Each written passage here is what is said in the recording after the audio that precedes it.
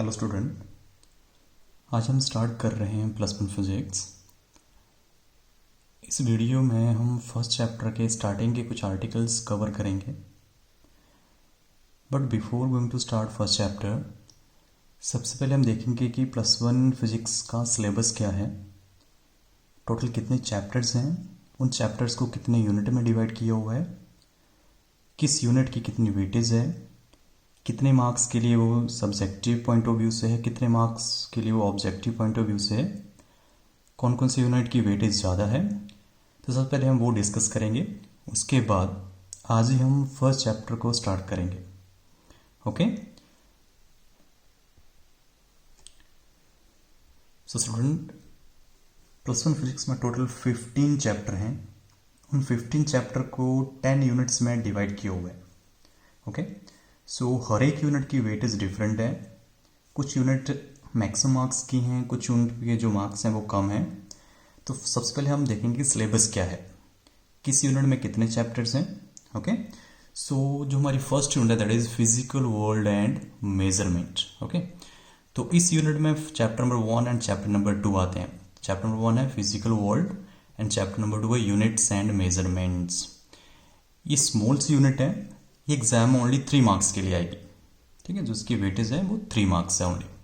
But as per ये जो unit है +1 +2 फिजिक्स का बेस है, तो बहुत इंपॉर्टेंट यूनिट है बिकॉज इसमें कुछ ऐसे आर्टिकल्स हैं जो आगे चल के यूज होंगे, नॉट इवन +1 बट आल्सो +2 में भी यूज होंगे। तो ठीक है, तो इसको आपने अच्छे से तैयार करना है। जो हमारी सेकेंड यूनिट है दैट इज काइनेमेटिक्स। इस यूनिट में भी 2 चैप्टर्स हैं।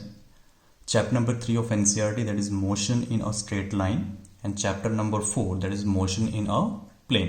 ओके, सो इस यूनिट के जो टोटल मार्क्स है वो 10 है। तो जो आपके फाइनल एग्जाम में, स्कूल के एग्जाम में यूनिट 10 मार्क्स की आएगी। काफ़ी इंपॉर्टेंट आर्टिकल्स हैं, कुछ एक आर्टिकल आपने इसमें पढ़े भी रखे होंगे 9th में, बस उसी को आगे कंटिन्यू करेंगे। ठीक है, जो हमारी यूनिट 3 है that is laws of motion. Okay, तो इस यूनिट में चैप्टर नंबर 5 आता है लॉज ऑफ मोशन, और ये यूनिट भी 10 मार्क्स की आती है फाइनल एग्जाम में। Okay, so total first 3 units को मिला के टोटल 23 मार्क्स का हमारे पास टोटल 23 मार्क्स बनते हैं। ठीक है, एंड यूनिट नंबर 4 में सिर्फ एक ही चैप्टर है, chapter number 6 work power and energy. Okay, unit 6 marks की आती है। जो यूनिट नंबर 5 है that is motion of system of particles and rigid body. ठीक है, तो इस यूनिट को रोटेशनल यूनिट भी बोलते हैं। ठीक है, और इसमें सिर्फ एक ही chapter that is system of particles and rotational motion. Okay, then जो नेक्स्ट हमारी यूनिट है unit number 6 that is gravitation. बहुत इजी यूनिट है। ठीक है, इसमें सिर्फ एक ही चैप्टर है ग्रेविटेशन, तो ये भी हमारे पास 6 मार्क्स का आता है। और जो हमारी यूनिट 5 है दैट इज 5 मार्क्स। ओके, जो यूनिट 7 है that is properties of bulk matter. काफी बड़ी यूनिट है।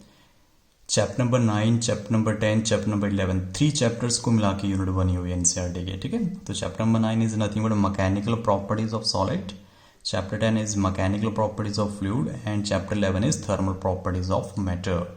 It is A bigger unit and it is for 10 marks in final exam. Okay, तो ये जो यूनिट है प्योरली मैकेनिकल इंजीनियरिंग बेस्ड है। जो मैकेनिकल इंजीनियरिंग में टर्म्स यूज होती हैं, मैक्सिमम टर्म यहीं पे हम पढ़ेंगे उसको। ओके, जो हमारी यूनिट 8 है दैट इज थर्मोडाइनमिक्स। स्मॉल सा चैप्टर है, मतलब इसमें जो चैप्टर नंबर 12 है थर्मोडाइनमिक्स काफ़ी स्मॉल से है, ज़्यादा नहीं है बट इंपॉर्टेंट है बिकॉज इसमें डायरेक्ट क्वेश्चंस आते हैं। ओके, देन ये जो यूनिट है हमारे पास 5 मार्क्स की आती है। ठीक है, देन 9th यूनिट है behaviour of perfect gases and kinetic theory of gases. In short form इसको बोलते हैं KTG, kinetic theory of gases, KTG. Okay, and this is for 5 marks. इसमें हम पढ़ेंगे जो अपने केमिस्ट्री में पढ़ रखे हैं, फिजिक्स में इसमें laws, Boyle's law, Charles law वगैरह वही पढ़ेंगे इसमें। ठीक है, एंड जो लास्ट यूनिट है हमारे पास that is oscillations and waves. ठीक है, इस यूनिट में टोटल 2 चैप्टर है, chapter number 14 and chapter number 15। Chapter number 14 is oscillation and chapter number 15 is wave. और ये जो यूनिट है that is for 10 marks. Okay, so +1 के सिलेबस में बेटा टोटल 4 यूनिट ऐसी हैं जिनकी वेटेज मैक्सिमम है। Unit number 2 that is kinematics. Unit number 3, that is the laws of motion.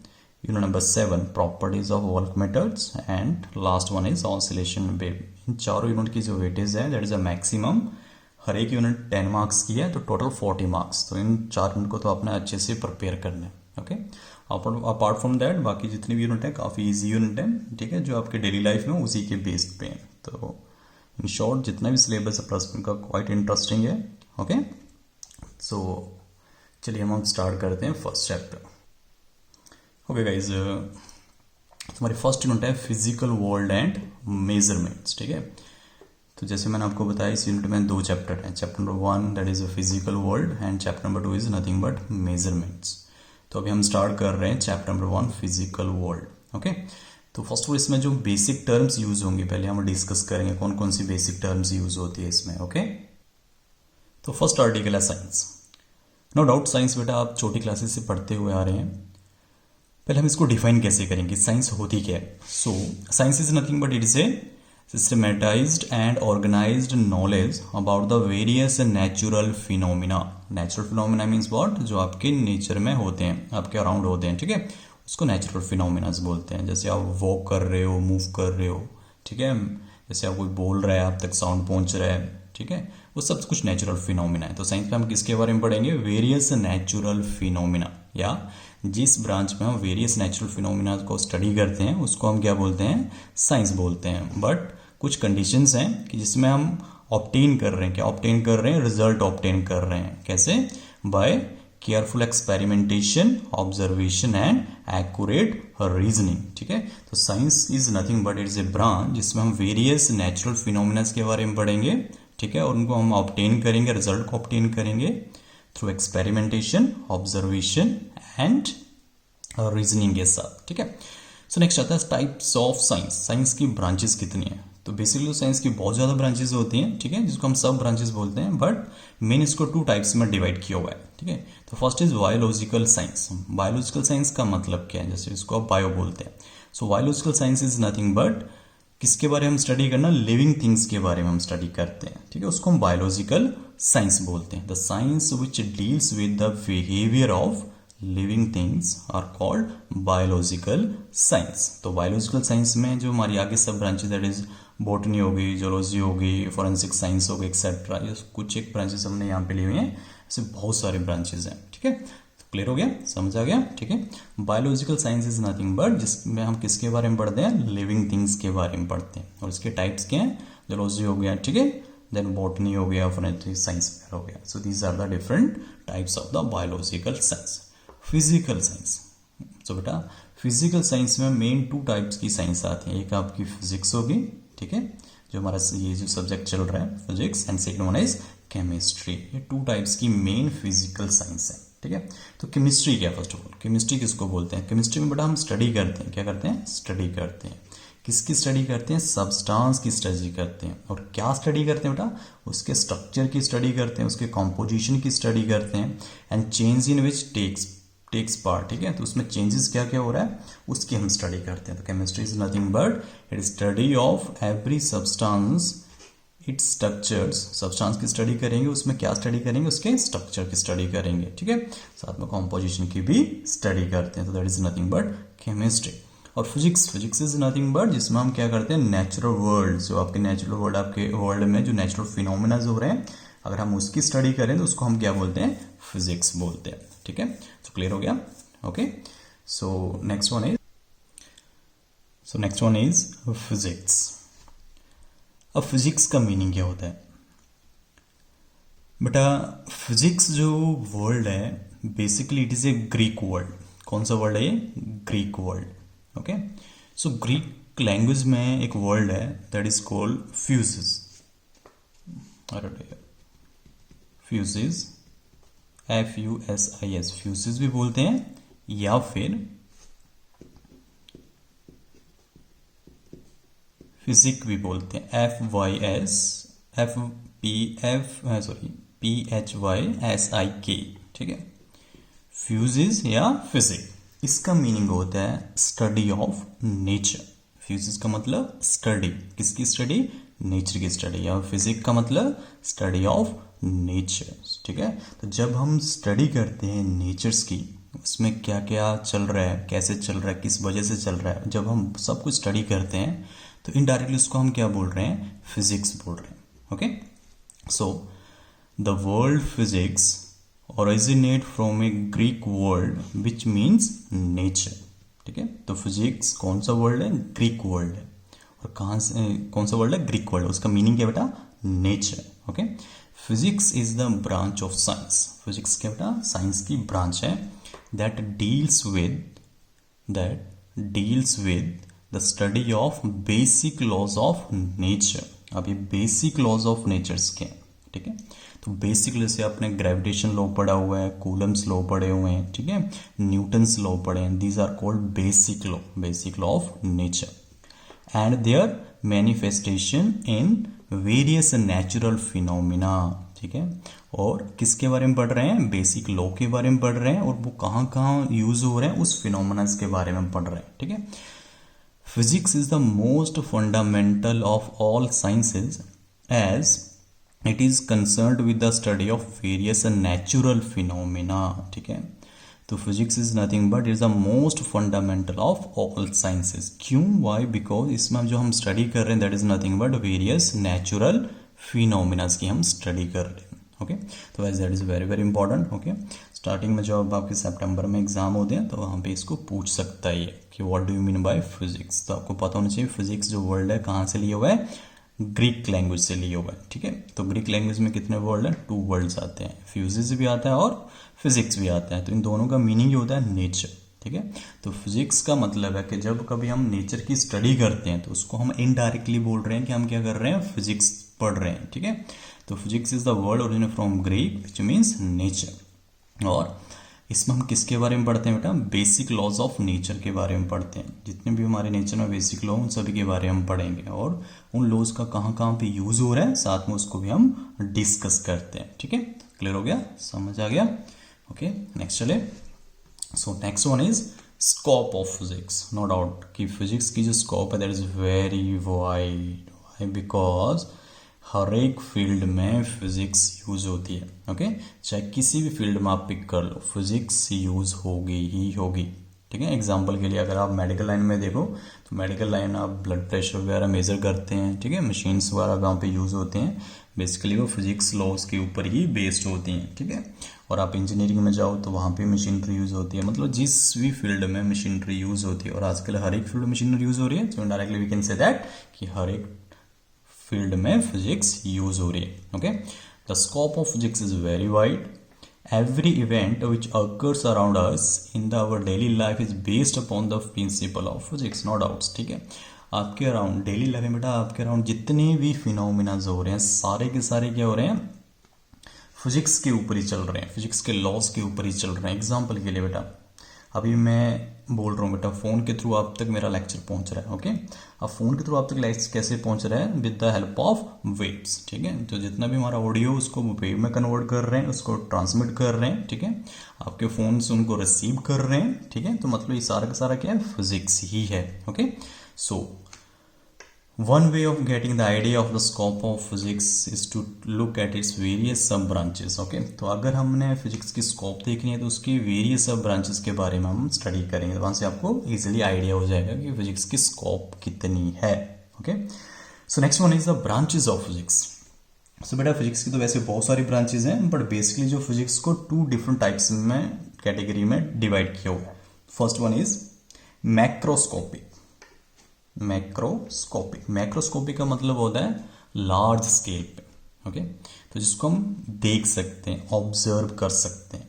Okay, and second इसकी आती है माइक्रोस्कोपिक, जिसको हम नेकेड आई से नहीं देख सकते। एग्जाम्पल के लिए अगर आपने किसी प्लांट के टिश्यू या किसी ह्यूमन बॉडी के टिश्यू वगैरह की स्टडी करनी है तो टिश्यू को बेटा हम नेकेड आई से नहीं देख सकते। ठीक है, तो उसको हम क्या बोलेंगे, that is nothing but microscopic. Macroscopic का मतलब जिसको आप देख सकते हैं directly, like object, big object, like big building होगी, माउंटेन्स हो गए, कि कोई भी व्हीकल रोड पे मूव कर रहा है तो उसको हम डायरेक्टली देख सकते हैं, that is nothing but macroscopic.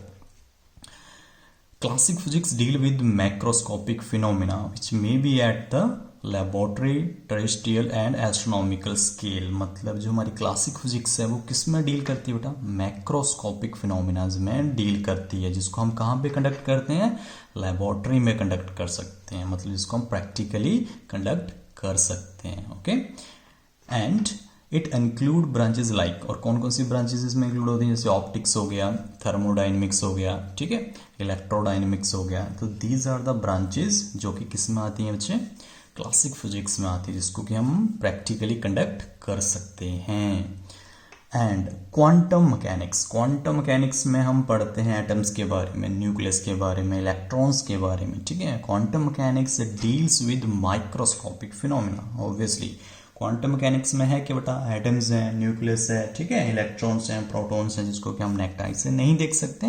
तो ये सारे के सारे किस में आते हैं? माइक्रोस्कोपिक फिनोमिनास में आते हैं, ठीक है। समझ आ गया? क्लियर हो गया? ओके, सो ये आर्टिकल बहुत ज़्यादा इंपॉर्टेंट है फिजिक्स, ठीक है, तो इसको अपने अच्छे से तैयार कर लेना, is very very important. Okay, clear है? एंड बेटा हर एक यूनिट के, हर एक लेक्चर के नोट्स भी मैं आपको साथ के साथ ही दूंगा, तो अपना इसको साथ के साथ ही कॉपी करना स्टार्ट कर देना, सो दैट कि आपके जितने भी नोट्स हैं सारे के सारे प्रिपेयर हो जाएं। क्लियर? ठीक है। Okay, so next is main सब ब्रांचेस इन फिजिक्स। तो फिजिक्स में जो मेन सब ब्रांचेस हैं, ओके, जिसको हम स्टडी करते हैं, first one is mechanics. So mechanics is nothing but बेटा जिसमें हम ऑब्जेक्ट के मोशन की स्टडी करते हैं। किसकी स्टडी करते हैं? मोशन की स्टडी करते हैं, ठीक है। ये हमारी थर्ड यूनिट में हम पढ़ेंगे, लॉज ऑफ मोशन में पढ़ेंगे। So mechanics is nothing but is a branch of physics जिसमें हम वेरियस ऑब्जेक्ट्स के मोशन की स्टडी करेंगे। ओके, सेकेंड ब्रांच है बेटा optics. So optics is nothing but branch जिसमें हम पढ़ेंगे लाइट्स के बारे में। किसके बारे में? लाइट के बारे में, जो कि आप +2 में जाके पढ़ेंगे ऑप्टिक्स में, ठीक है। तो इसमें डिफरेंट फिनोमिनाज आते हैं, लाइक आपका जो आपकी डिफरेंट फिनोमिनाज हैं, कंप्रेशन हो गया, ठीक है, रिफ्रैक्शन वगैरह बीव जो बनती हैं, ठीक है, एंड लेंसेज के बारे में पढ़ेंगे, ठीक है, एंड कंपाउंड माइक्रोस्कोप, टेलीस्कोप वगैरह, रिफ्लेक्शन जो आपके मेन फिनोमिना है उसके बारे में पढ़ेंगे, ठीक है। जो थर्ड ब्रांच है that is nothing but thermodynamics. Third branch is nothing but thermodynamics. इसमें हम पढ़ेंगे टेम्परेचर के बारे में, हीट के बारे में, ठीक है, एंथैल्पी, एंट्रोपी, इन सब के बारे में पढ़ेंगे, ठीक है। टेम्परेचर, हीट तो आपने सुना होगा, बट एंथैल्पी, एंट्रोपी के बारे में आपने नहीं सुना होगा, ठीक है। तो उसको हम पढ़ेंगे 8th यूनिट में जाके। अब सिंपल आप इसको इतना याद रखो कि थर्मोडाइनमिक्स में हम किसके बारे में पढ़ते हैं? टेम्परेचर, हीट, एंथैल्पी, एंट्रोपी के बारे में पढ़ते हैं। Okay, then next one is electrodynamics. Electrodynamics is nothing but इसमें हम पढ़ेंगे electric field and magnetic field के बारे में। तो इलेक्ट्रिक फील्ड और मैग्नेटिक फील्ड प्रोड्यूस कैसे होती है? 10th में पढ़ रखा होगा आपने, ठीक है, कि जब भी चार्ज मूव करता है, जब भी कोई चार्ज क्या करता है बेटा? मूव करता है, तो electric and magnetic field produce करता है, उसको हम क्या बोलते हैं? Electrodynamics. Next one is fifth branch जो हमारी quantum mechanics. Quantum mechanics is nothing but इसमें हम स्टडी करेंगे सब एटॉमिक पार्टिकल्स की। किसकी स्टडी करेंगे? सब एटॉमिक पार्टिकल, ओके, सब एटॉमिक पार्टिकल्स लाइक इलेक्ट्रॉन्स हो गए, प्रोटॉन्स हो गए, ठीक है, इलेक्ट्रॉन्स, एटम्स वगैरह, उन सब के बारे में स्टडी करेंगे, उसको हम बोलते हैं सब atomic particles. Okay, and last one is relativity. That one is important because आजकल ये काफ़ी ट्रेंड में चली हुई है। रिलेटिविटी में हम उन ऑब्जेक्ट की स्टडी करते हैं जिसकी स्पीड किसको मैच करे? स्पीड ऑफ लाइट को मैच करे, ठीक है। तो हम किसके बारे में पढ़ रहे हैं? रिलेटिविटी में किसके बारे में पढ़ते हैं? उन ऑब्जेक्ट के बारे में पढ़ते हैं जिसकी स्पीड किसको मैच करती है, जिसकी स्पीड किसके इक्वल होती है? स्पीड ऑफ लाइट के इक्वल होते हैं। What is the value of speed of light? That is 3 × 10⁸ metre per second. So that is the speed of light, ठीक है। So these are the different sub branches in physics. Clear हो गया बेटा? ठीक है, I repeat one more time. First branch is mechanics, जिसमें हम motion के बारे में स्टडी करेंगे डिफरेंट पार्टिकल्स के। सेकेंड वन इज ऑप्टिक्स, जिसमें हम लाइट की स्टडी करते हैं, जिसमें 2 डिफरेंट मेन फिनोमिना आते हैं, reflection and refraction. Third one is thermodynamics, जिसमें हम टेम्परेचर, हीट, एंथैल्पी, एंट्रोपी की स्टडी करते हैं। नेक्स्ट वन इज इलेक्ट्रोडायनेमिक्स, इसमें हम इलेक्ट्रिक एंड मैग्नेटिक फील्ड की स्टडी करते हैं। क्वांटम मैकेनिक्स, क्वांटम मैकेनिक्स इसमें हम सब एटॉमिक पार्टिकल की स्टडी करते हैं। सब एटॉमिक पार्टिकल्स में आपके कौन कौन से आते हैं? एटम्स, इलेक्ट्रॉन्स, प्रोटॉन्स, ठीक है, न्यूक्लियस वगैरह जो भी हैं वो सारे सब एटॉमिक पार्टिकल्स में आते हैं। And last one is relativity. Relativity हम किसके बारे में स्टडी करेंगे? जिन ऑब्जेक्ट की स्पीड किसके इक्वल होगी? Speed of light, that is 10⁻⁸ metre per second. ठीक है, so this is all about sub branches in physics. Okay, next one is physics in relation to other science. Physics in relation to other science. Two times again. To other science. Okay. So यहाँ पे हम discuss करेंगे कैसे जो physics है different subject के साथ या डिफरेंट साइंसेस के साथ अटैच्ड है। तो first is physics in relation to mathematics. No doubt बेटा फिजिक्स में जितनी भी डेरिवेशंस होती हैं उसमें जो भी calculation that is mathematics based. Okay, so no doubt एक हम इसमें 0 यूनिट भी है हमारे +1 सिलेबस में, जिसमें हम सिर्फ मैथ्स के कुछ आर्टिकल्स कवर करेंगे लाइक इंटीग्रेशन, डिफ्रैक्शन, लॉग वगैरह। ठीक है, तो जितने भी मैथमेटिक्स में टूल हम उसको हम फिजिक्स में यूज़ करते हैं। ठीक है, second is physics in relation to chemistry. Okay, no doubts बेटा फिजिक्स में जो भी हम पढ़ेंगे बोहर एटम्स के बारे में, एक्सरे, स्पेक्ट्रम वगैरह के लिए वो केमिस्ट्री में यूज़ होते हैं। ठीक है, third one is physics in relation to biological science. Okay, so biological science में बेटा यूज़ होते हैं आपके माइक्रोस्कोप यूज़ होते हैं जो डिफरेंट किसी भी टिश्यू को देखने के लिए यूज़ होते हैं, लैब्स में यूज़ होते हैं माइक्रोस्कोपिक स्केल पे, वो सारे के सारे फिजिक्स बेस्ड हैं। Okay, next one is physics in relation to astronomy. So physics बेटा एस्ट्रोनॉमी में होता है क्या बेटा, प्लैनेट की स्टडी करते हैं। तो प्लैनेट की स्टडी करने के लिए they need what? Telescope. So telescope is purely based upon the physics. Okay, and next one is physics in relation to geology. Geology में बेटा आप रॉक के स्ट्रक्चर की स्टडी करते हैं। तो एक टेक्निक आती है, एक method that is a diffraction techniques, जिसकी हेल्प से जो क्रिस्टल स्ट्रक्चर है वेरियस रॉक्स का उसकी वो स्टडी करते हैं। ठीक है, and next one is metrology. No doubts बेटा किस आजकल रेन होनी है कि नहीं होनी है, या वेदर की जितनी फोरकास्टिंग वो आपको पहले पता चल जाती है। ठीक है, कंडीशंस वो आपको पहले पता चलती है, all because of the atmospheric pressure जो कि फिजिक्स का ही पार्ट है। सो यहाँ पे जितने भी सब्जेक्ट हैं डायरेक्टली इनडायरेक्टली बेटा फिजिक्स से अटैच्ड ही हैं। Okay, so next article is physics in relation to society. तो सोसाइटी के साथ फिजिक्स का क्या रिलेशन है, वो कैसे उनके साथ अटैच्ड है। तो फर्स्ट पॉइंट है the development of telephone, telegraph enable us to quickly exchange message between of for places. No doubt, ठीक है, कि जैसे टेलीफोन और टेलीग्राफ से पहले किसी भी प्लेस पे, एक प्लेस से बेटा दूसरे प्लेस में अगर हमने मैसेज को पहुंचाना है, ठीक है, तो काफ़ी टाइम लगता था। बट जब से टेलीफोन का इन्वेंशन हुई है तो टाइम है वो रिड्यूस हो गया, within fraction of second में हमारा मैसेज सेकेंड प्लेस तक पहुंच जाता है। Second, the discoveries of radio and television have made possible the instantaneous communication with other part of the world. No doubt आजकल वीडियो कॉलिंग चल रही है, ठीक है, ऑडियो कॉलिंग चल रही है, ठीक है, that is all happen because of the different invention in the physics. Okay, third one is the launching of satellite into space has revolutionized the concept of communication. No doubts, ठीक है, कि जैसे जैसे सैटेलाइट्स को launch किया है उससे जो हमारी कम्युनिकेशन है वो काफ़ी इम्प्रूव हुई है। मतलब हम क्विकली मैसेज को एक्सचेंज कर सकते हैं one point two the another point, and जितने भी हमारे जो रेन के अकॉर्डिंग या फिर सीजन के अकॉर्डिंग, ठीक है, जितने हमारे फोरकास्ट हैं, ठीक है, वो हम इजीली कर सकते हैं, वेदर फोरकास्ट हम इजीली कर सकते हैं।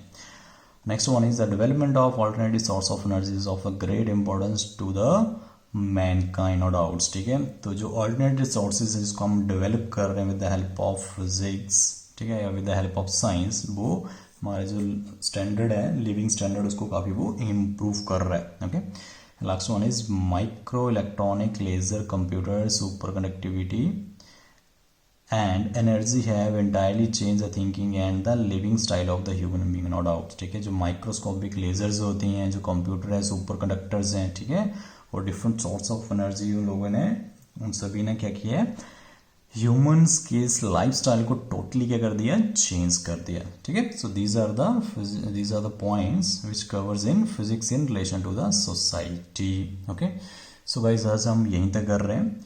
नेक्स्ट वीडियो में हम नेक्स्ट की फर्स्ट चैप्टर के आगे के आर्टिकल कवर करेंगे, ठीक है। तो आई होप कि आपको सब कुछ समझ आ गया होगा। इन केस बेटा अगर कोई भी चीज़ आपको समझ नहीं आती है, कोई डाउट्स हो तो प्लीज़ उसको कैरी मत कीजिए, हम मेरे से कांटेक्ट करिए, ठीक है। मैसेज करिए, कॉल करिए, कुछ भी करिए, बट मेरे से कांटेक्ट करके उस आर्टिकल को, उस डाउट्स को बेटा साथ के साथ ही क्लियर कर लेना, ठीक है। ओके, ठीक है, क्लियर हो गया, ठीक है। So that's for today and always God bless you. Thank you.